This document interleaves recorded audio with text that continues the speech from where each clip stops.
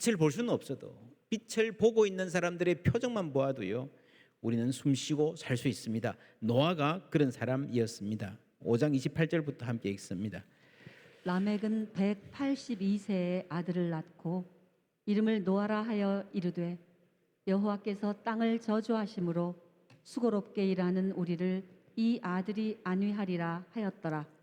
아이를 낳고 소망을 담아 이름을 짓는데 위로다. 위로. 아니 무슨 말이겠습니까? 그만큼 절실하게 위로가 필요한 삶을 살았다는 것입니다. 창세기 5장을 처음에 읽어보면, 얼핏 읽고 제목을 붙여보라면 아마 그렇게 붙일 수 있을 것 같아요.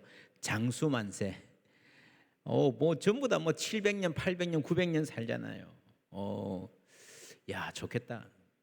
정말 좋았을까요? 장수는 확실한데 만세인가는 모르겠어요. 그렇게 오랫동안 살면서 참 만족한다, 눈을 감을 때 야, 잘 살았다, 행복했다 그랬을까요? 창세기 5장은 그들의 삶이 수고롭게 일하는 우리, 땅이 저주를 받았으므로 참 힘들게 살고 수고롭게 일하는 우리라는 말이 등장합니다. 어떻게 살았을까요? 그 환경에서도 나름대로는 행복을 추구하며 살았을 거예요. 6장 2, 3절 함께 읽습니다. 하나님의 아들들이 사람의 딸들의 아름다움을 보고 자기들이 좋아하는 모든 여자를 아내로 삼는지라. 여호와께서 이르시되 나의 영이 영원히 사람과 함께 하지 아니하리니 이는 그들이 육신이 됨이라. 그러나 그들의 날은 120년이 되리라 하시니라. 해석하기 어려운 본문입니다. 몇 가지 가능성이 있습니다. 첫째로 이 하나님의 아들들을 천사나 어떤 영적인 존재로 보는, 당시에 뭐 창세기 당시는 아니고 신약에 가까워가는 그 당시에는 그리스 문화가 아주 유행이었죠. 그 그리스를 비롯한 많은 신화들의 이런 이야기가 뭐 신들이 와서 인간들을 하고 이렇게 동침하고 하는 이야기가 꽤 나오기 때문에 제2성전기 문헌에 이런 이해들이 꽤 나옵니다. 그러나 이것이 성경적인 사상은 아닌 것 같습니다. 둘째로 하나님의 아들들은 셋의 경건한 후손들이고 사람의 딸들은 가인의 후예라는 해석이 있습니다. 이게 그럴듯하게 들리지만 한글 성경으로 보면, 근데 원어로 보면요 전혀 아닙니다. 이 사람이라고 할 때 사람이 아담이거든요. 본래 아담은 이름이기 이전에 그냥 사람, 맨이라는 말이에요. 그래서 이 말이 원어로는 아담의 딸들이라는 말입니다. 그래서 이게 그냥 인간의 아들이라고 넓게 해석될 수는 있지만 이게 이 단어가 가인 계열의 딸들로 한정되어서 쓰이는 것은 대단히 어색합니다. 세 번째, 가장 유력한 개념입니다. 여러분, 하나님의 아들을 신의 아들로 바꾸어 보십시오. 신의 아들, 어떤 느낌이 됩니까? 지금 한국 사회에서 신의 아들 그러면요, 사지 멀쩡한데 너무너무 튼튼한데 군대 안 간 사람들, 야, 너희 아버지가 얼마나 힘이 세면 너는 신의 아들이구나 라고 하죠. 그래서 이 신의 아들이라는 말은요, 종교적인 의미가 아니라 사회적인 뉘앙스가 강한 일상 용어입니다.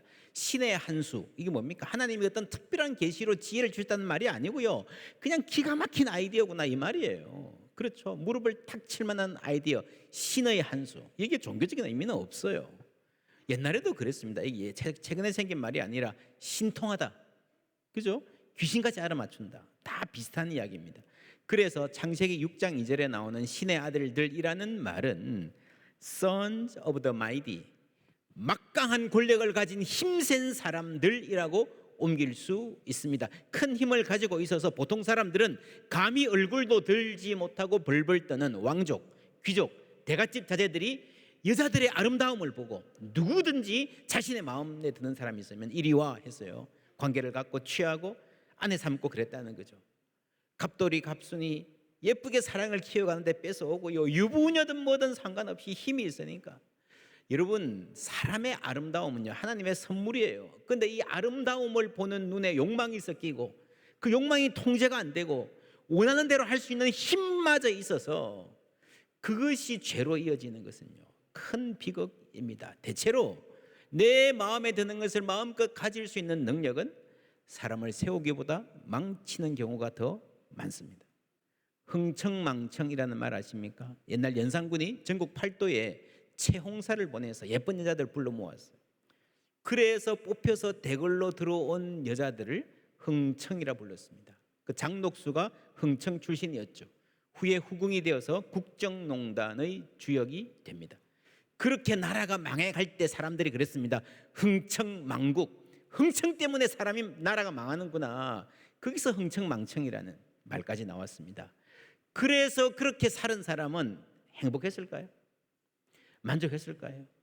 여러분요, 쾌락은요 더 강한 쾌락을 요구하게 되어 있습니다. 끝이 없습니다. 그래서 3절에 보면요, 여호와께서 이르시되 나의 영이 영원히 사람과 함께하지 아니하리니 이는 그들이 육신이 됨이라.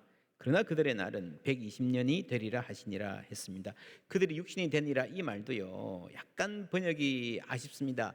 우리말 표현에는 이게 육신이 되었다, 천사들이 이렇게 잘못해가지고 인간이 되어버렸다라는 뉘앙스로 읽힐 수 있는데, 여러분 영어 성경을 보시면요 대부분의 영어 성경이 되었다라는 말이 없어요.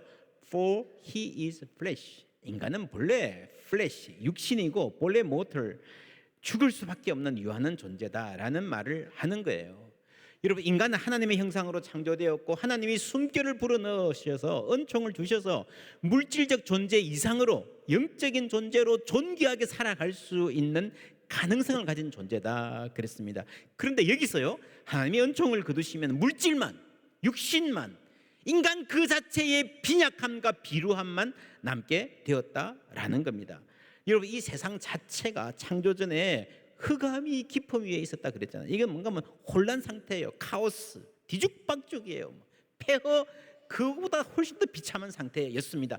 그런데 거기에 하나님의 영이 임할 때에 창조가 이루어지고요, 아름다운 보시기에 좋았던 세상이 되었던 것입니다. 하나님의 영이 떠나면 다시 혼란의 상태로 돌아간다. 인간 역시 다시 육신적인 존재로 추락해서 살아가게 된다라는 말입니다. 지난주일에 그렇게 말했습니다. 에덴에서 쫓겨나고요, 하나님의 얼굴을 상실하고 그러면서 물질적인 존재로 서로를 물질처럼 대하는 그런 존재로 살아가게 되었다는 것입니다. 여러분, 그렇게 해서 잘 살 수 있을까요? 행복했을까요? 인간은 본래 영적인 존재로 창조되었기 때문에요, 영적인 갈망이 있습니다. 그게 채워지지 않으니까 잘 살 수 없습니다. 그래서 인간은 자신이 원하는 것을 충족해도, 원하는 걸 다 웬만큼 할 수 있는 힘을 가져도요 더 불행하게 인생을 마치는 것 같아요. 여러분 주위에 보세요. 자기 하고 싶은 대로 다 하고 사는 사람들 잘 사는지. 여러분, 인생 의미 없다 그러고요 탈선하고 하는 사람들이 그런 사람들 중에 훨씬 더 많습니다.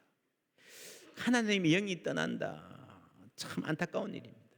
여러분, 하나님의 영이 우리 가운데 계신데 인간의 죄악이 점점 강해지면요 하나님이 불편해지시는 거예요.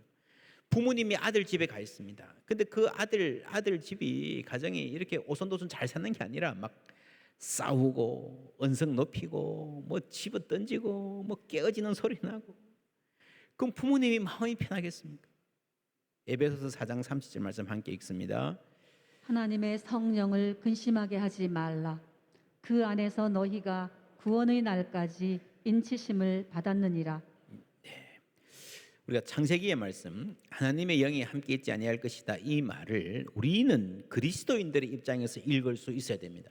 이게 과거의 어떤 특정 시점의 사실에 뿌리를 두고 있지만 과거의 일 자체를 밝히는 것이 우리가 창세기를 읽는 목적이 아니고, 오늘 우리가 어떤 상태에 있고 어떻게 살아야 할 것인가. 여러분, 그 안에서, 성령 안에서 너희가 구원의 날까지 인치심을 받았다, 인치셨기 때문에요 성령은 우리와 함께 계신다는 겁니다. 떠나지 않으신다는 거예요. 그런데 성령이 우리와 함께 계신데 여러분, 근심할 때가 있습니다.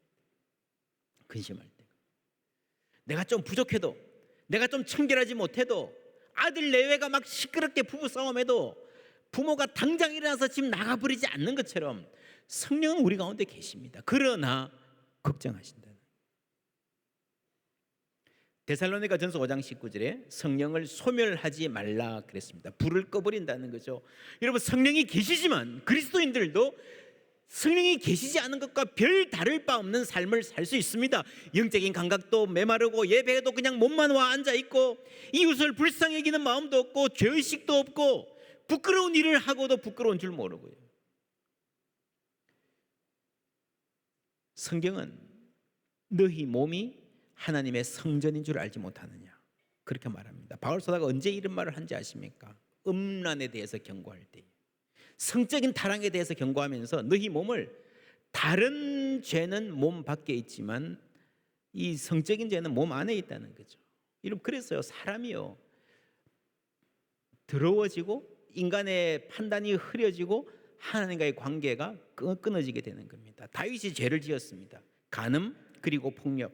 여러분, 이 창세기 6장에 나오는 그 그대로입니다. 그대로 반복되는 거예요. 간음과 폭력. 그리고 회개했을 때에 다윗이 드렸던 기도, 시편 51편, 주의 성령을 거두지 마옵소서. 아는 거예요. 내가 죄짓고 음란하고 살인하고 사는 동안에 이전에는 그렇게 생생했던, 이전에는 그렇게 강력했던 성령의 임재가 희미해졌고 근심하고 계시고 불이 꺼졌다는 걸 자기가 아는 거예요. 죄로 인해서 성령의 함께 하심이 소멸된 삶의 피폐함 가운데서 드리는 기도입니다. 2절 말씀을 공동역으로 보시면, 하나님의 아들들이 그 사람의 딸들을 보고 마음에 드는 대로 아리따운 여자를 골라 아내로 삼았다. 야훼께서는 세상이 사람의 죄악으로 가득 차고 사람마다 못된 생각만 하는 것을 보시고 왜 사람을 만들었던가 싶으시어 마음이 아프셨다. 야훼께서는 내가 지어낸 사람이지만 땅 위에서 쓸어버리리라. 공연히 사람을 만들었구나. 사람뿐 아니라 짐승과 땅 위를 기는 것과 공중의 새까지 모조리 없애버리리라. 공연히 만들었구나 하고 탄식하셨다. 그러나 노아만은 뭐라고요? 하나님의 마음에 들었다. 눈에 보이시죠? 사람들이요, 대부분의 사람들은 자신의 마음에 드는 대로 행하고 살았습니다. 권력이 있는 사람들은 훨씬 더 강하게 그렇게 했습니다. 그러나 노아는 하나님의 마음에 들었다. 분명한 대조가 되고 있습니다. 우리 성경에는 그러나 노아는 여호와께 은혜를 입었더라. 여러분, 이게요, 신구약 성경 통틀어서 우리가 은혜를 참 좋아하고 중요하게 생각하는데 은혜라는 말이 나오는 첫 번째 대목입니다. 근데 이 은혜가 뭔가 굉장히 쉽습니다. But Noah found favor in the eyes of the Lord. 눈에, 하나님의 눈에 예쁘게 보였다는 거예요. 하나님이 예쁘게 봐주셨다는 겁니다. 여러분, 그런 사람이지 않습니까? 뭘 하는 거 보면요, 꼭 잘해서가 아니라 그냥 예뻐요, 기특해요, 장해요, 잘 봐주고 싶어요. 그게 은혜라는 겁니다. 은혜는요, 하나님이 잘 봐주시는 게 은혜예요. 하나님 우리를 이쁘게 봐주기를 원하시는 하나님이신 줄 믿습니다. 그게 여러분 gracious God, 은혜의 하나님. 9절 10절 세 번역으로 함께 읽습니다. 노아의 역사는 이러하다. 노아는 그 당대에 의롭고 흠이 없는 사람이었다. 노아는 하나님과 동행하는 사람이었다. 노아는 셈과 함과 야벳 이렇게 세 아들을 두었다. 하나님이 보시니 세상이 썩었고 무법천지가 되어 있었다. 그럼 성경을 너무 지나치게 문자적으로만 읽으면 안 됩니다. 의롭다, 흠이 없다, 완벽한 사람 어디 있어요? 여러분, 노아도 실수 많이 했는데. 근데 여러분, 이거는요, 하나님이 이쁘게 봐주는 거예요. 하나님이 잘 봐주는 겁니다. 여러분 자녀가 어디 가서 남의 집에서 일을 한다든지 하면 가서 뭐라 그랬겠습니까? 우리 아들 잘해요, 이렇게 했습니까? 아니잖아요. 잘 봐주세요. 그렇죠? 그게 은혜예요. 그게 뭐 교회가 은혜의 공동체라는 말은요, 서로 잘 봐준다는 겁니다. 여러분, 판단하면요, 나를 세우면요, 여기서 살아남을 사람 아무도 없어요. 서로 잘 봐주시는 공동체 되기를 주님의 이름으로 축원합니다. 옆에 분에게 여러분 눈 보시고 한번 말씀해 주시겠습니까? 잘 봐주십시오. 잘 봐주십시오. 잘 봐주십시오. 여러분 가족도요, 다른 무엇보다 서로 잘 봐주는 은혜 있는 가족 되기를 주님의 이름으로 축복합니다. 여기서 노아가 의롭고 흠이 없다는 말은요, 대조하는 거예요. 이 세상은 당시에 무법천지인데 노아는 안 그랬다는 거죠. 모두가 자기 마음에 드는 대로 욕구대로 행하는데 노아는 달랐다는 겁니다. 완벽했다는 말이 아니고요. 노아가 하나님의 선택을 받기까지 무슨 대단한 일을 이루었다 하는 거 없습니다. 그죠? 하나님이 왜 노아를 선택하셨을까? 왜 하필 노아일까? 하나의 힌트가 있다면 노아는 하나님과 동행하는 사람이었다. 요것뿐입니다. 하나님과 동행하는 사람. 5장에 또 이 단어가 나옵니다. 5장 21절부터 함께 읽습니다. 에녹은 65세에 무두셀라를 낳았고 무두셀라를 낳은 후 300년을 하나님과 동행하며 자녀들을 낳았으며 그는 365세를 살았더라. 에녹이 하나님과 동행하더니 하나님이 그를 데려가심으로 세상에 있지 아니하였더라. 여러분 1000년 가까이 살았는데요. 그 사람이 직업이 뭔지, 어디 살았는지, 돈을 얼마나 벌었는지, 무슨 상을 받았는지, 무슨 기업을 일구었는지 없어요. 단 한마디, 그는 하나님과 동행하는 사람이었다. 이런 우리가 평생 살고 주님 앞에 갈 때에 이 세상에서 이런 이름을 얻었으면 좋겠습니다. 우리 할아버지는, 우리 어머니는 하나님과 동행하시는 분이었다. 여러분, 이 족보 전체의 핵심이 그거예요. 아담의 7대 손 에녹이 하나님과 동행했고 10대 손 노아가 하나님과 동행했고 그 사람이 하나님께 영광 돌리고 사람들에게 위로가 되었다 하는 이야기입니다. 데살로니가전서 5장의 말씀 함께 읽습니다. 예수께서 우리를 위하여 죽으사 우리로 하여금 깨어 있든지 자든지 자기와 함께 살게 하려 하셨느니라. 그러므로 피차 권면하고 더 서로 덕을 세우기를 너희가 하는 것 같이 하라. 예수님이 우리를 위해 죽으신 것은요, 함께 살기 위함입니다. 깨어 있든지 자든지 두 가지 의미가 있다 그랬죠. 뭡니까? 우리가 밤이나 낮이나 그러나 또 하나는요, 이게 잔다라는 말은 죽는다는 말이에요. 내가 의식이 있고 깨어있는 이 순간이나 내가 이 세상 떠나든지 언제나 하나님과 함께 한다. 이 말은요, 살아도 죽어도 주님과 함께 한다는 말인데, 여러분 결국 이렇게 살면, 우리가 살아서 하나님과 동행하면요, 사실은 사나 죽거나 큰 차이가 없어요. 살아서 주님과 동행하고 죽으면 하나님 품에 안기는 줄 믿습니다. 에녹이 하나님과 동행하더니 하나님과 데려가시더니 세상에 다시 있지 아니하더라. 이거 뭐 육체적 죽음을 맞이했다는 말인지 아닌지 우리는 몰라요. 그러나 중요한 것은 하나님과 동행하는 사람에게는요, 죽는 게 별 차이가 없다. 할렐루야. 이 세상에서 하나님과 동행하다가 죽으면 하나님 품에 안기는 거예요. 깨어있든지 자든지 하나님과 함께 있는 거예요. 이게 데살로니가전서 5장인데 4장에 이런 말이 나옵니다. 그리하여 우리가 항상 뭐라고요? 주와 함께 있으리라. 그러므로 이러한 말로 서로 위로하라. 노아의 때도 위로가 필요했고요, 초대교회 때도 위로가 필요했습니다. 오늘도 마찬가지입니다. 서로 위로하라. 여러분, 세상 사람들이 다 그런 것 같아요. 수고롭게 일하는 우리, 늘 환난과 고난에 시달리는 우리, 존재의 기반이 흔들리는 우리, 그냥 괜찮게 사는 것 같아도요, 다 뼈아픈 고민이 있고 잠 못 이루는 밤이 있습니다. 이 교회가 우리 서로가 서로에게 위로가 되기를 주님의 이름으로 축원합니다. 하나님, 우리 사랑방들의 은혜 주셔서 모일 때마다 이 말로 서로 권면하고 진리를 나누고요, 서로 위로하는 은혜 주셨으면 좋겠습니다. 인간이 비록 에덴에서 쫓겨났지만 여전히 하나님과 동행하며 살 수 있습니다. 그리고요, 내 안에 하나님이 함께 하시면 내가 이웃에게 위로가 될 수 있습니다. 그것이 바로 faithful presence입니다. 신실한 현존. 내 삶에 신실한 하나님이 현존하시는 거예요. 그 하나님을 통해서 내가 이웃의 삶에, 가족들의 삶에 현존하며 위로와 소망이 된다는 겁니다. 이 presence라는 말은 그냥 와 있는 거예요. 뭘 내가 특별히 뭘 해서 뭐 대단한 뭘 주어서 뭐 요리를 대접해서 그게 아니고 있는 것 자체가 의미가 있고 있는 것 자체가 누군가에게 복이 된다는 거예요. 위로가 된다는 거예요.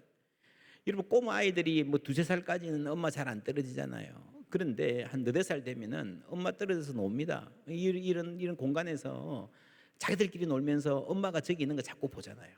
엄마가 여기 있는 것만 해도요, 안심하고 친구들하고 잘 노는 거예요. 그게 뭔가 하면 엄마의 현존, 엄마의 프레젠스입니다. 그렇죠? 그럴 때에 그 안정감이 있으면요, 아이들이 자신감이 있습니다. 이런 아이들이 친구들과도 잘 지낸다고 해요. 하나님과의 관계에서 평화를 누리는 사람은 이웃에게도 위로가 된다. 아주 비싼 원리입니다. 5장 29절 말씀 다시 읽습니다. 이름을 노아라 하여 이르되 여호와께서 땅을 저주하심으로 수고롭게 일하는 우리를 이 아들이 안위하리라 하였더라. 아멘. 수고롭게 일하는 우리, 수고롭게 일하며 힘겹게 살아가는 우리. 저는 이 말씀 묵상하면서 우리 성도님들 삶의 현장, 직장, 가정, 또 사업체들 기억하고 기도했습니다. 하나님이 수고롭게 일하는 우리와 함께 하시고 위로 주시기를 주님의 이름으로 축원합니다. 우리가 주로 사회의 불의를 고발하면서 정의를 외치는 목소리를 들을 때요, 대부분 그 안에 쓴맛이 있습니다. 정제되지 않은 분노, 그 안에 자기 상처가 있습니다. 때로는요, 들어보면 말은 맞아요. 그런데 기분이 나쁩니다. 듣기 싫어요. 태도가 아닌 거예요. 거기에 자기 의가 있기 때문입니다. 여러분, 교회는 그걸 배우는 겁니다. 옳은 말 하는 게 아니고요. 여러분, 옳은 말은 세상에 많아요. 그 옳은 말을 사랑으로, 겸손과 온유로 말하고 행할 수 있는 겁니다. 그걸 배워야 돼요. 그럼 어떻게 배웁니까? 노력합시다. 좀 도움은 되지만 여러분, 그게 쉽지 않습니다. 겸손과 온유 몰라서 못합니까? 은혜가 있어야 될 줄 압니다. 여러분, 사람이요, 은혜가 메마르면 까칠해집니다. 그 까칠함에 누가 상처받습니까? 나하고 가까운 사람. 그렇죠? 그리고 자기 자신이에요. 자기 자신. 그래서 맞는 말을 해도 상처 주면서 하는 거예요. 여러분, 노아가 위로의 사람이 될 수 있었던 것은 하나님의 은혜가 있었기 때문인 줄 믿습니다. 하나님의 은혜가 있으면요, 가정도 달라질 수 있고 교회도 달라지게 됩니다.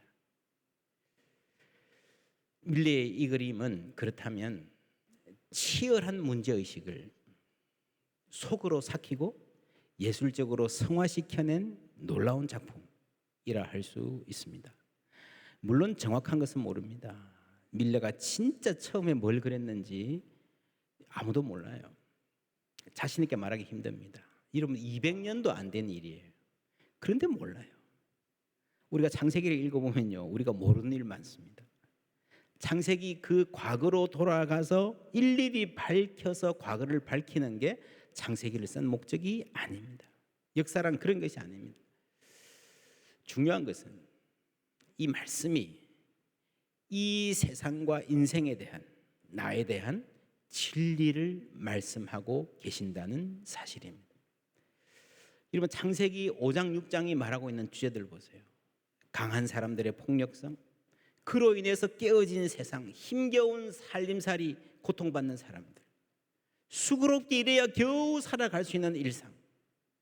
그러나 그럼에도 불구하고 이 힘겨운 일상 위에 은총의 종소리가 울려 퍼지고 우리는 고개 숙여 감사의 기도를 드릴 수 있다는 사실입니다. 하나님의 위로는, 소망은, 그 하나님의 형상은 이 깨어진 세상에서도 여전히 함께 하시는 줄 믿습니다. 그 은혜의 사람, 하나님의 위로를 아는 사람 되시기를 주님의 이름으로 축원합니다. 그럴 때에 이 부부가 고개 숙여 기도하는 모습으로 수많은 사람들이 위로를 받듯이 우리가 살아가는 모습만으로도 누군가가 위로를 받는 은혜의 역사가 이어질 줄 믿습니다. 그렇게 살아갈 때에 우리는 이 땅에서 하나님과 동행하고 이 세상 끝날 때에 기쁨으로 주님 품에 안기는 복된 인생 될 줄 믿습니다.